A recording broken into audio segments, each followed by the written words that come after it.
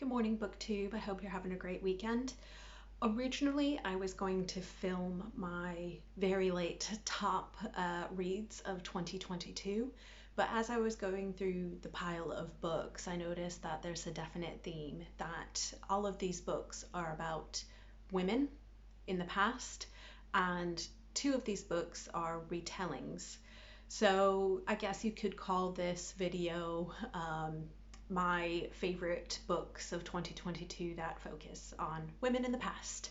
So, two of them are fiction, one of them is nonfiction, which is unusual for me because I normally read more nonfiction, but I really enjoyed the fiction pieces that I read last year. So, I'll share with you three of the books that I really enjoyed. Um, that fit in with this retelling theme. And the first that I'll show you is the nonfiction. So this is The Dark Queens by Shelley Puhak, who isn't a historian, but I think she did a wonderful job with this book. This is about two Merovingian queens who managed to hold on to power for decades in a time where women weren't meant to rule. The idea of perfect leadership in the early Middle Ages was that you had to be a man, first of all. But she focuses on the lifelong feud between these two women, Brunhild and Fredegund.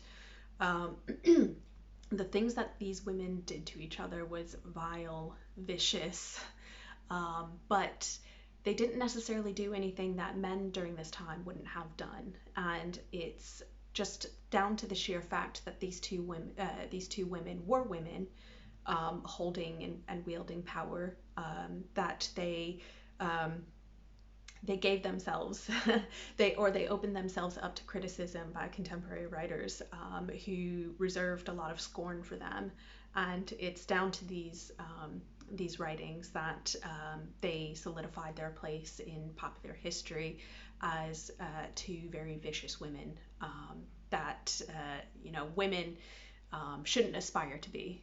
Um, I really enjoyed this because, in a way, Shelley Puhak is not necessarily, well, she is retelling or turning the narrative on its head, and just breathing life into these two women, just to explain um, the reasons behind their actions, the things that they've done to one another, and how they managed to hang on to power for so long in an age where men didn't even hang on to power for very long. So the fact that they were pretty much controlling the Merovingian states at this time for like a period of, as I mentioned, decades. I think one of them hung on to power for like 40 years, is quite incredible. I really enjoyed this book. So the next one that I wanted to share, I'm going into fiction now. This is The Witch's Heart by Genevieve Gornichek, and this is a retelling almost of the giantess called Angrboda, who was the consort of Loki, and the children that they have together are very prominent in Ragnarok. So I know very little about Norse mythology. I know the basics. I know the pantheon of gods, but I really enjoyed how Gornichek focused on this love story between Angrboda and Loki. Angrboda doesn't have a lot of mention in the Eddas, I believe, and I think the way I interpret it, what I read when I was researching her, is that she doesn't exactly have a good reputation because of her part to play in Ragnarok, by the fact that she has children who bring about the end of the world.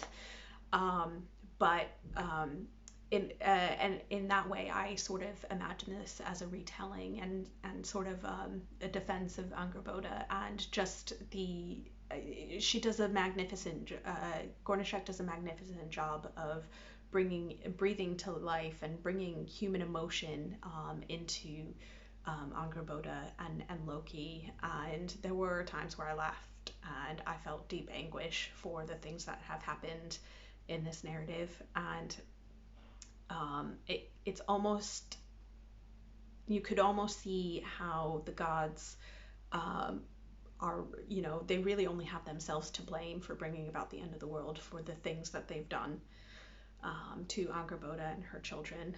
I thought this was a beautifully written book that tugged at my heartstrings, and yeah, I'd highly recommend it. And then the other one that I wanted to mention is The Witch's Trinity by Erica Mailman. So this book takes place, I think, in a fictional town in Germany at the during the early 16th century, and it looks at how it definitely slots in with our historical understandings of how the witchcraft mania and fear really developed in Germany. Um, the, Germany definitely takes the cake for witchcraft, the persecution of women and men during the over the centuries when it comes to witchcraft. And this tells the tale of how persecution came about through the eyes of a woman called Guda, who's an older woman, slightly addled in the brain. But essentially, this town has been overcome by famine for the past couple of years, and they've had some particularly bad harvests. So what happens is these inquisitors come to town and really take advantage of that, and the townspeople really start pointing their fingers at each other, accusing each other of witchcraft for as an explanation for these bad harvests. So it's really sad and heartbreaking, and it really just it had a profound effect on me, because obviously these things have happened in the past, and it really made me feel the emotions, the not necessarily the hunger, but the fear and superstition that people would have had against each other. They were hungry, and it just must have been a very difficult and fearful time period for people to live in. And the fact that it's told through this woman's eyes, and she can see it, she can see the persecution against her friends and ultimately against herself. It just really had a personal, it really made it feel personal. So I enjoyed this book for that reason. So those are the 3 books that I read in 2022 about women in the past that I really enjoyed. And hopefully you pick one of these books up and let me know what your thoughts are. So the next video that I make will probably be my January TBR, but I'm just waiting for one of the books to come through in the post, so I'll reserve that for later. I can't wait to share with you what I plan on reading, and if you want to let me know what you plan on reading this year or this month, let me know in the comments. Bye, BookTube.